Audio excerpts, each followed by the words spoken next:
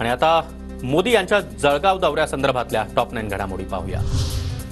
जळगावमध्ये पंतप्रधान मोदी यांच्या उपस्थितीमध्ये लखपती दीदी योजनेचा कार्यक्रमाआधी पंतप्रधान मोदींचा बचत गटाच्या महिलांसोबत देखील संवाद। अल्पवयीन मुलींवरील अत्याचाराच्या घटनांमध्ये फाशी आणि जन्मठेपेची तरतूद। पीडित महिलांना आता घरातूनच तक्रार दाखल करता येणार, पंतप्रधान मोदींची घोषणा।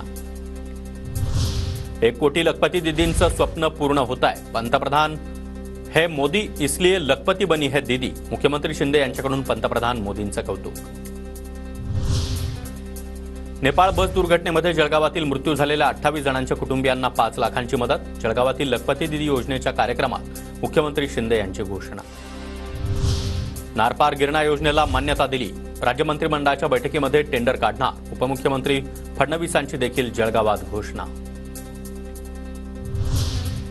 दीदींना आधी सुरक्षा द्या, मग लखपती दीदी योजना बघा। जळगावात 15 दिवसांमध्ये 4 अल्पवयीन मुलींवर अत्याचार, संजय राऊतांची टीका।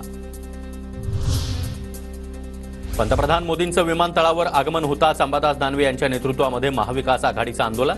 महिला अत्याचाराच्या घटना रोखण्यामध्ये सरकार अपयशी ठरल्याचा आरोप करत आंदोलक पोलिसांच्या ताब्यात। ज्यासाठी ते आंदोलन करतायत त्यावर आधीच कार्यवाही झाली आहे। राजकीय पोळी भाजण्यासाठी ते विरोध करतायत। गिरीश महाजन यांची अंबादास दानवेंवर टीका, तर खडसेंना मोदींच्या जळगाव दौऱ्याचं निमंत्रण नसल्याच्या प्रश्नावर देखील बोलणं टाळलं। अंबादास दानवे यांचं हे आंदोलन म्हणजे नौटंकी, संजय शिरसाट यांच्या अंबादास दानवे यांच्या आंदोलनावर सडकून टीका।